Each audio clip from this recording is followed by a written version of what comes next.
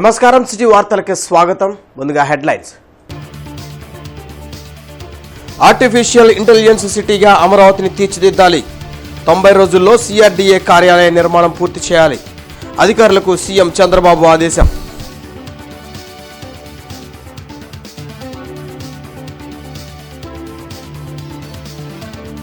ఈ నెల 31నే సామాజిక పెన్షన్ల పంపిణీ. మంత్రి కొండపల్లి శ్రీనివాస్ ప్రకటన.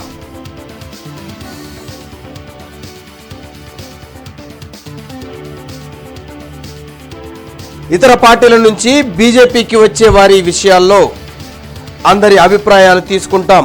బీజేపీ రాష్ట్ర అధ్యక్షురాలు పురంధేశ్వరి వెల్లడి.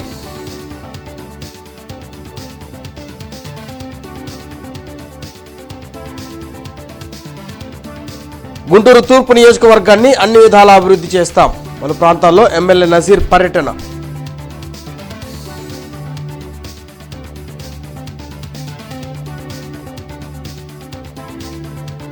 సినీ నటిని వేధించిన వారిపై కఠిన చర్యలు తీసుకోవాలి. మాజీ ఎమ్మెల్సీ డొక్కా.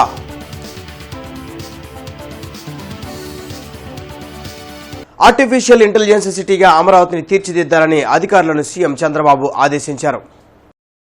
వెలగపూడి సచివాలయంలో సీఎం చంద్రబాబు సిఆర్డీఏపై సమీక్షించారు. మంత్రి నారాయణతో పాటు ఇతర ఉన్నతాధికారులు పాల్గొన్నారు. రాజధాని అమరావతిలో జంగిల్ క్లియరెన్స్ త్వరగా పూర్తి చేయాలని సూచించారు. 90 రోజుల్లో సిఆర్డీఏ కార్యాలయ నిర్మాణం పూర్తి చేయాలని చంద్రబాబు ఆదేశించారు. 37వ అథారిటీ మీటింగ్ యాక్చువల్గా ఈరోజు సీఎం గారి యొక్క ఆధ్వర్యంలో జరిగింది. దీంట్లో 3 విషయాలకు సంబంధించి ఈరోజు నిర్ణయాలు తీసుకోవడం జరిగింది.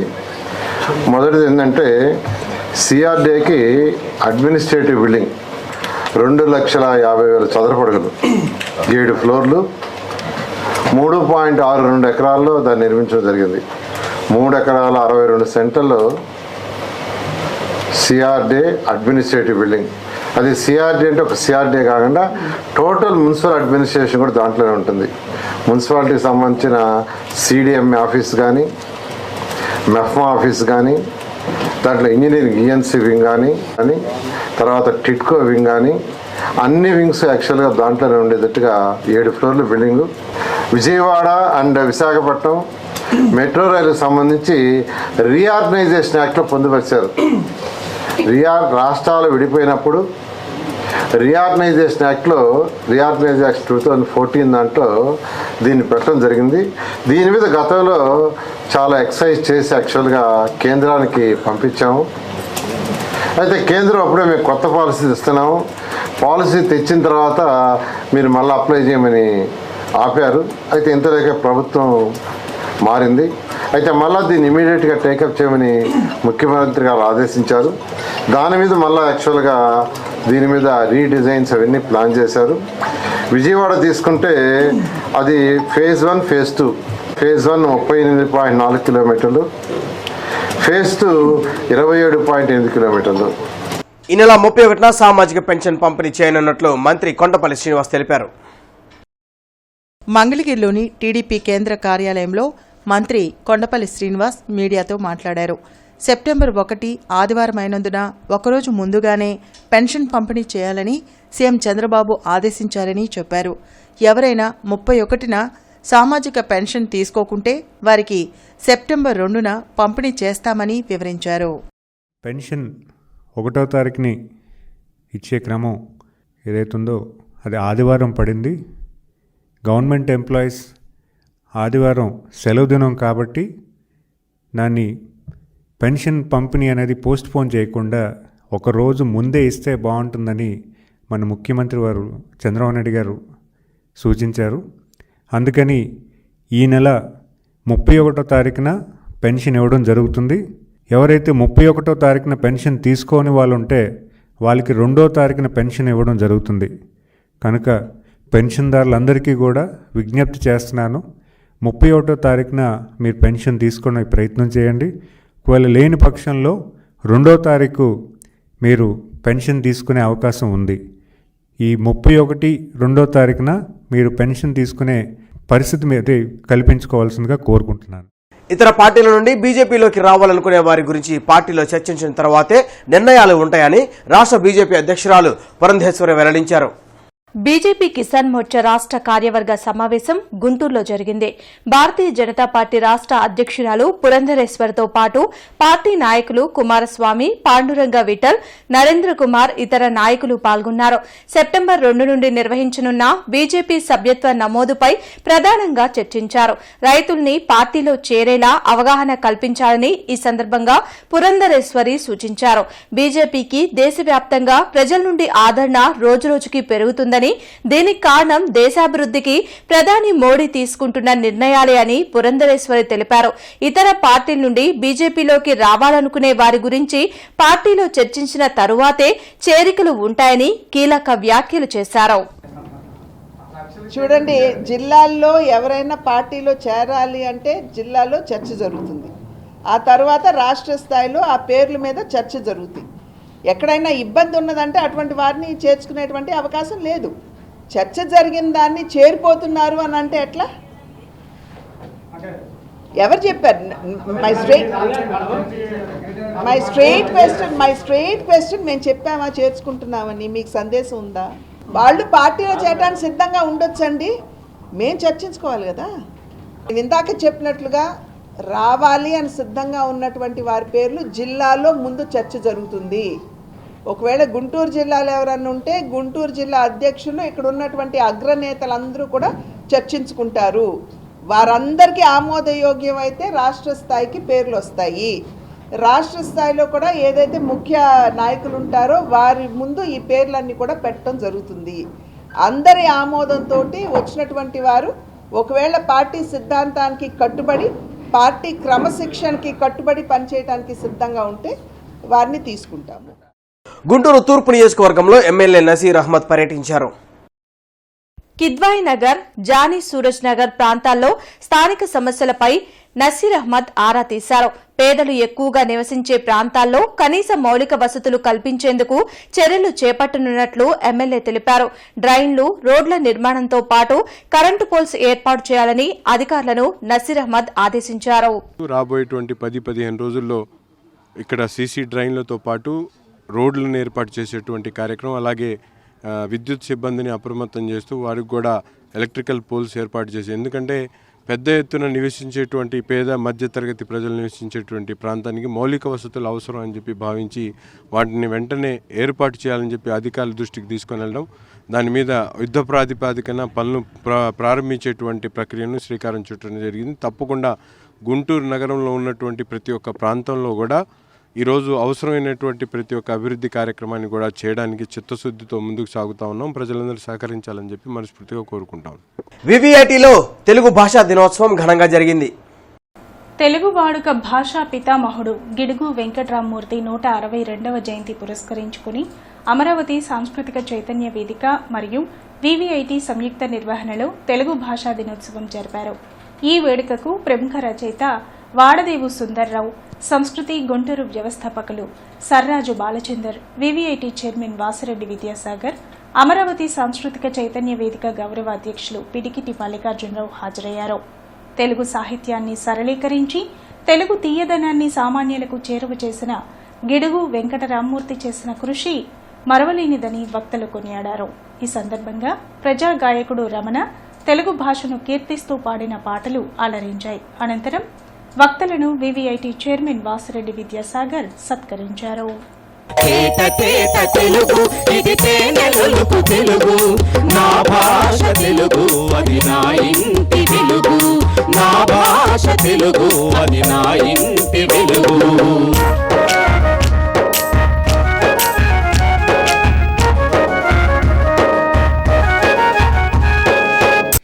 ఏదైనా ఒక భాష ప్రపంచ భాషగా వర్ధిల్లవలసి ఉంది అనంటే, ఏదైనా ఒక భాషకి ప్రపంచ భాష పొందడానికి అర్హత ఉంది అనంటే, ఏదైనా ఒక భాష సర్వలక్షణ సంపూర్ణమైన భాషని చెప్పవలసి వస్తే, ఏదైనా ఒక భాష అనంత శబ్దాలతో నిండిన అపూర్వమైన అపురూపమైన భాషగా మనం పేర్కొనవలసి వస్తే అది మన తెలుగు మాత్రమే.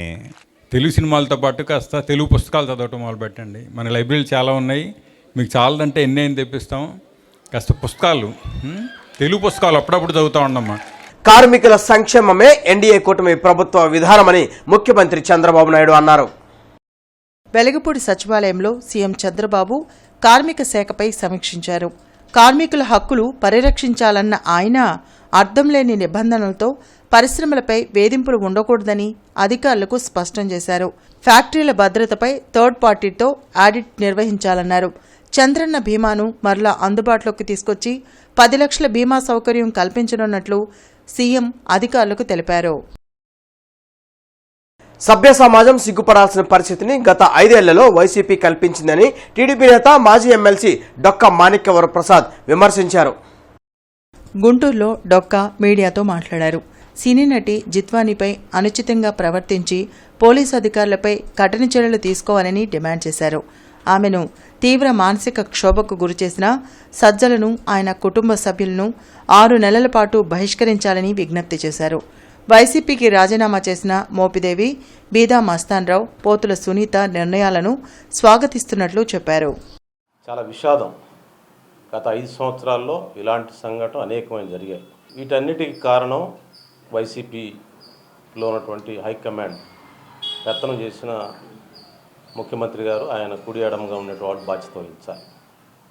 వైసీపీలో జరుగుతున్న నేరాల ఘోరాలన్నిటికీ కూడా సజ్జలే సృష్టికర్త అని చెప్తా ఉన్నాను నేను. దానికి ఇది ప్రత్యక్ష ఉదాహరణ. అతను క్రిమినాలజీ ప్రొఫెసర్. అతను పాపం ఆ అమ్మాయి ఎక్కడో బాంబేలో ఉంటుంది.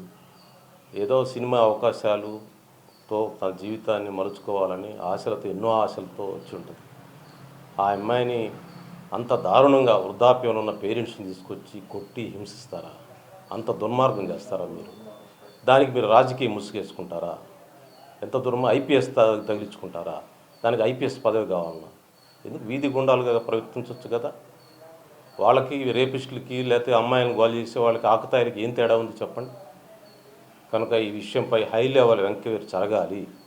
దీంట్లో సామాన్యులు లేరు, దీంట్లో చాలా పెద్ద పెద్ద వాళ్ళు ఉన్నారు. కాబట్టి వాళ్ళని విచారణ చేయాలి, వాళ్ళందరూ శిక్షించాలని చెప్పి నేను మనవి చేస్తాం. భార్యపై అనుమానంతో ఆమెను హత్య చేసిన వ్యక్తిని పాతగుంటూరు పోలీసులు అరెస్ట్ చేశారు. అచ్చి అంకమ్మరావు తన భార్య మౌనికపై అనుమానంతో ఆమె పనిచేసే ప్రాంతాలకు వెళ్లి నానా యాగి చేస్తుండటంతో బంధువులు అంకమ్మరావును మందలించారు. దీంతో మౌనికను వదిలించుకోవాలనే ఉద్దేశంతో ఈ నెల 26న ఇంట్లో ఆమెను క్రికెట్ బ్యాట్తో కొట్టడంతో తీవ్ర గాయాలై జీజీహెచ్లో చికిత్స పొందుతూ మృతి చెందింది. కేసు నమోదు చేసిన పోలీసులు అంకమ్మరావును అరెస్టు చేసినట్లు డీఎస్పీ బీవీ సుబ్బారావు తెలిపారు. ఆమె యొక్క క్యారెక్టర్ మీద అతను అనుమానపడుతూ ఎవరితో లేనిపోయిన అంటగా పనిచేసే వ్యక్తులు అతను చోట వారితో వీరితో కానీ వారికి అక్రమ సంబంధం అంటగట్టి అందుమీద అనుమానంతో రోజు కొట్టడం అన్నీ చేస్తున్నాడంట చాలా సంవత్సరాల నుంచి. అలాగే ఇతను అంకవరావు వచ్చి ఆయన క్యాస్ట్ వడ్డురా, మీ కులం ఎలా అని చెప్పి కులం పేరు పెట్టి అమ్మాయిని తక్కువ పరిచి అగౌరవపరిచి తిట్టడం అన్నీ చేయటం. 26వ తారీఖు రాత్రి తాగి వచ్చి శుభ్రంగా ఫుల్గా అమ్మాయి తాగి వచ్చి ఫ్రైడ్ రైస్ తినమని చెప్పి పిల్లలు తెచ్చిన తినమని చెప్పి పిల్లలు పెట్టారు. తర్వాత భార్యను తినమంటే ఆయన తినకుండా నేను తిన్నా పడుకుంటుంటే అమ్మాయిని లాగిపెట్టి కొట్టి అమ్మాయిని లేపి ఎందుకు తినమని చెప్పి అమ్మాయిని కోపంతో పీకి పట్టుకుని పిసికి గోడకు నొక్కి అదిమి పెట్టి తర్వాత ఆ పక్కన ఉన్న ఈ యొక్క క్రికెట్ ఇరిగిపోయిన క్రికెట్ బ్యాట్ చిన్నపిల్లల బ్యాట్ ఉన్నది క్రికెట్ బ్యాట్ దాంతో అమ్మాయిని విపరీతంగా కొట్టేటప్పటికి అమ్మాయికి రక్తం గాయింది గొంతు దగ్గర, తల మీద, తల వెనక కొట్టేటప్పటికి విపరీతం కొట్టేటప్పటికి అమ్మాయి అక్కడే చాలా వరకు ఇచ్చేది ఈ అమ్మాయికి గిరగలాడుతుంది. అక్కడ ఎస్వీఎన్ కాలనీలోని నారాయణ పాఠశాల నందు ఇన్స్టాలేషన్ డే సెలబ్రేషన్స్ ఘనంగా నిర్వహించారు. ఈ కార్యక్రమానికి ముఖ్య అతిథిగా గుంటూరు పశ్చిమ ఎమ్మెల్యే గల్లా మాధవి హాజరయ్యారు. మరియు గుంటూరు నారాయణ పాఠశాల ఏజీఎం డి శివనాగరాజు, ప్రిన్సిపల్, ఉపాధ్యాయేతర సిబ్బంది హాజరయ్యారు. ముఖ్య అతిథి అయిన గల్లా మాధవి మాట్లాడుతూ లీడర్షిప్ లక్షణాలు విద్యార్థి దశ నుండే అభివృద్ధి చేసుకోవాలని సూచించారు. ఏజీఎం శివనాగరాజు మాట్లాడుతూ నారాయణ పాఠశాలల యాజమాన్యం ప్రతి సంవత్సరం విద్యార్థి దశ నుండే విద్యార్థులకు నాయకత్వ లక్షణాలను అలవాటు చేస్తుందని, విద్యార్థులు వారి లీడర్లను వారే ఎన్నుకునే విధంగా ఈ కార్యక్రమం ప్రతి సంవత్సరం నిర్వహిస్తుందని తెలిపారు. ఇలాంటి కార్యక్రమాలను నిర్వహించడంలో నారాయణ విద్యాసంస్థలు ముందుంటాయని తెలిపారు. తర్వాత లీడర్లుగా ఎన్నికైన విద్యార్థుల చేత ప్రమాణ స్వీకారం చేయించారు. విద్యార్థులు చేసిన సాంస్కృతిక కార్యక్రమాలు అలరించాయి. ఈ కార్యక్రమంలో విద్యార్థులు, తల్లిదండ్రులు పాల్గొన్నారు. ఎవరైతే ఎలక్ట్ చేసుకున్నారో వాళ్ళకు కూడా ఒక పాయింట్ చెప్తున్నాను. Keep on questioning your leaders always. మాకు ఇది మీరు ప్రామిస్ చేశారు, ఏ టైంకి మీరు దాన్ని మాకు అందించబోతున్నారు అని అడుగుతూనే ఉండాలి. హూ ఎవర్ ఆర్ ఎలక్టెడ్, ఓకేనా? So be back of your leaders, ask them continuously for their promises to keep up, okay? So మీరందరూ కూడా క్వశ్చనింగ్ కెపాసిటీని పెంచుకోవాలి, రైట్? Yes or no? ఎవరో స్టేషనరీ ఆఫర్ చేశారంట, మీరు దాని గిఫ్ట్స్ కి లోబడి వాళ్ళు ఏం చేయకపోయినా క్వశ్చన్ చేయడం మానేయద్దు, okay?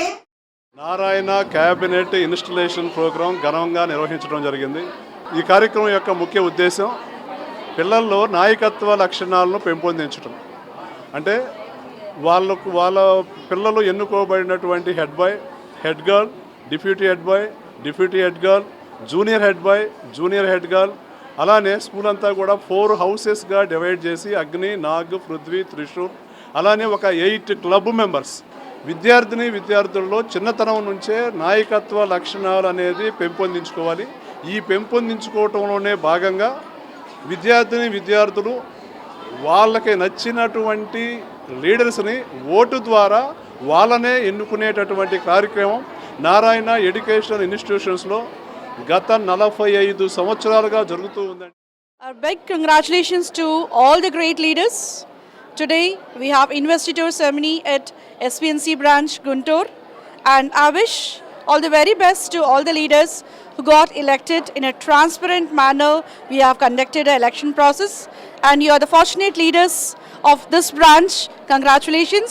We expect the leaders to honor their duties and responsibilities in the right manner, and we wish that these leaders will take the branch in a best manner. We'll see that the Narayana flag stands at the top notch. And all the very best leaders, and once again congratulations. విశాఖపట్నంలో September 3వ తేదీన జరిగే శ్రామిక rally సభను జయప్రదం చేయాలని కోరుతూ AITUC ఆధ్వర్యంలో జాతీయ సమితి సమ్మేళనాల వాల్ పోస్టర్లను విడుదల చేశారు. ఈ కార్యక్రమంలో ఏఐటియుసి యూనియన్ రాష్ట్ర ఉప ప్రధాన కార్యదర్శి రావుల అంజుబాబు, యూనియన్ నాయకులు కోట్ల మరియదాసు, దానం, వినుకొండ డేవిడ్, కాంతారావు, సురేష్, జాన్ బాబు, బుజ్జి తదితరులు పాల్గొన్నారు. సివిల్ సప్లైస్ కార్మికుల సమస్యల కోసం ఈ ఏఐటియుసి జాతీయ సమితి సమావేశాల్లో ఒక నిర్ణయాన్ని తీసుకోబోతున్నాం.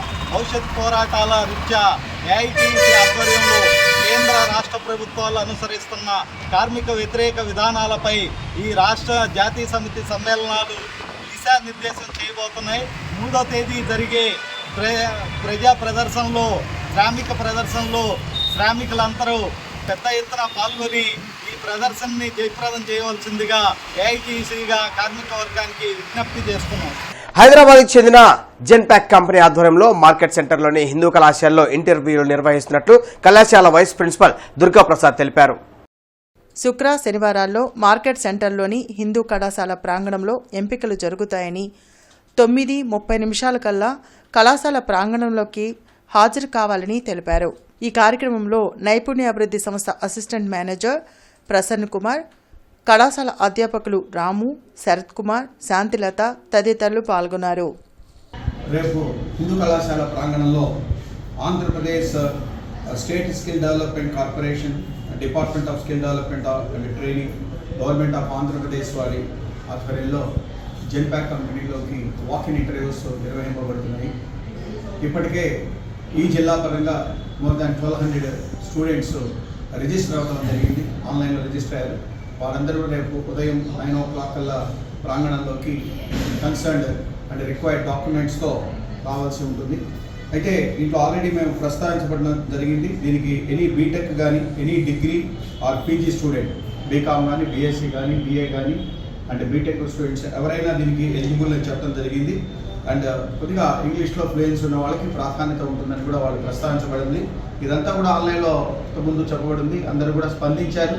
దీని ద్వారా ఇప్పటి వరకు 1200 పైగా రిజిస్ట్రేషన్ మన గుంటూరు జిల్లా తరఫు నుంచి 1200 మంది క్యాండిడేట్స్, నిరుద్యోగ యువకులు ఎవరైతే ఉన్నారో వాళ్ళు 1200 మంది రిజిస్ట్రేషన్ చేసుకోవడం అనేది జరిగింది.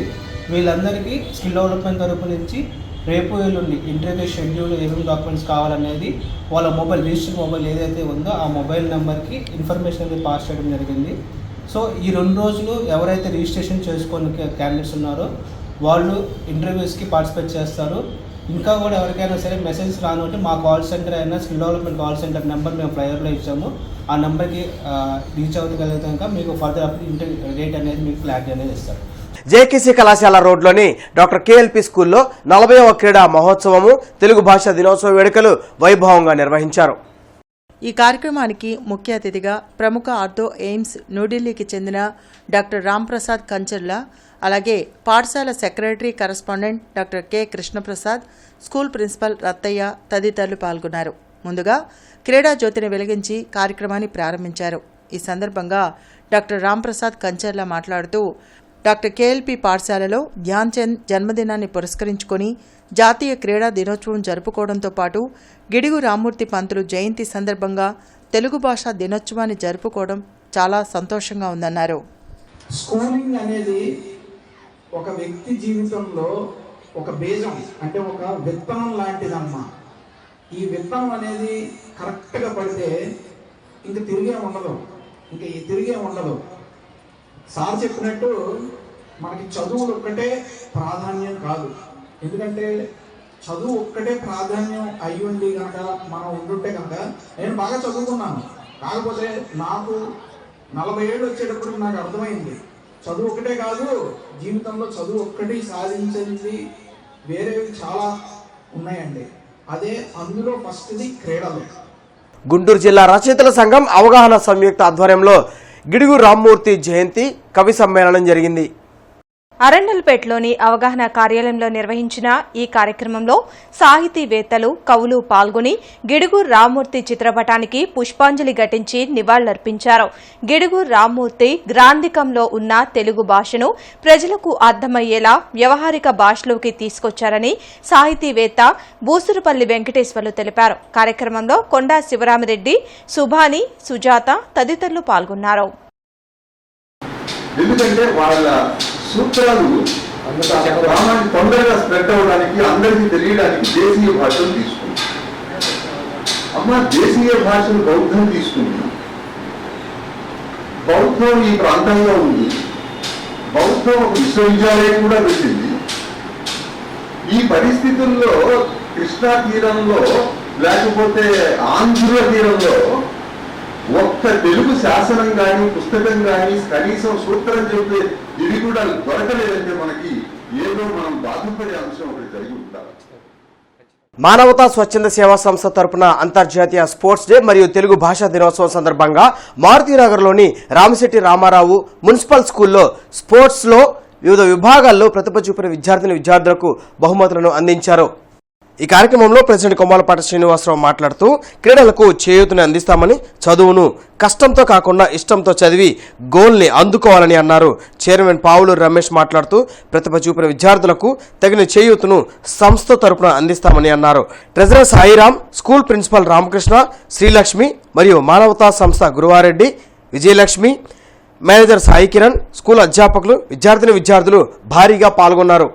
మానవతా స్వచ్ఛంద సేవా సంస్థ ద్వారా మేము దాదాపు 15-20 లక్షల రూపాయలకి విలువ కలిగినటువంటి వాహనాలని అక్కడ సమకూర్చాము.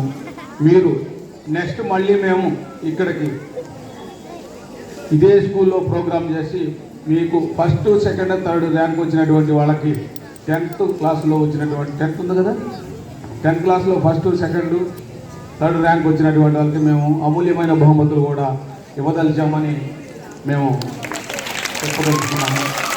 ఈ అవకాశం ఇచ్చినటువంటి ఈ స్కూల్ స్టాఫ్ చోత్రా సెంటర్లో గల ప్రభుత్వ బాలికల ఉన్నత పాఠశాలలో తెలుగు భాషా దినోత్సవం ఘనంగా నిర్వహించారు. ఈ సందర్భంగా పాఠశాలల ఉప తనిఖీ అధికారి ఎండి కాసిం మాట్లాడుతూ తెలుగు భాషాభివృద్ధికి గిడుగు రామ్మూర్తి పంతుల సేవ ఎనలేనిదని, మరువరానిదని అన్నారు. కార్యక్రమంలో పాఠశాల ప్రధానోపాధ్యాయులు, తెలుగు ఉపాధ్యాయురాలు రమాదేవి తదితరులు పాల్గొన్నారు. తాను నడిపినటువంటి ఉద్యమ ఫలితాన్ని తాను బ్రతికుండగానే చూసి తరించినటువంటి ధన్యజీవి గిడుగువారు. తెలుగు భాషకు ఇంత సేవ చేశారు కాబట్టి ఆయన జన్మదినోత్సవం అయినటువంటి ఆగస్టు 29వ తేదీని మనం తెలుగు భాషా దినోత్సవంగా జరుపుకుంటూ ఉన్నాం. విద్యార్థులందరూ మరి ఈ విషయాన్ని గుర్తించి తెలుగును అలక్ష్యం చేయకుండా నేర్చుకోవాలనే ప్రయత్నం చేయాలని మేమందరం కోరుకుంటూ ఉన్నాం. తెలుగు భాషలో అందరూ నేర్చుకోవాలని, మమ్మీ డాడీ అనే సంస్కృతి విడనాడి అమ్మ నాన్న అనే సంస్కృతిని తీసుకురావాలని అందరూ పాశ్చాత్య దేశాల్లో, ఇతర దేశాల్లో మన తెలుగు పట్ల మోజు చూపుతుంటే మన దేశంలో మాత్రం కొంతమంది ఇంగ్లీష్ పట్ల మోజు చూపుతూ డాడీ మమ్మీ అనే సంస్కృతి అలవాటు పడుతున్నారు. దాన్ని విడనాడి తెలుగు భాష గొప్పతనాన్ని చాటి తెలుగు భాష అభివృద్ధి చేయవలసిందిగా కోరుతున్నాను. ఈరోజు బులెటిన్ ఇంతటితో సమాప్తం. నమస్కారం.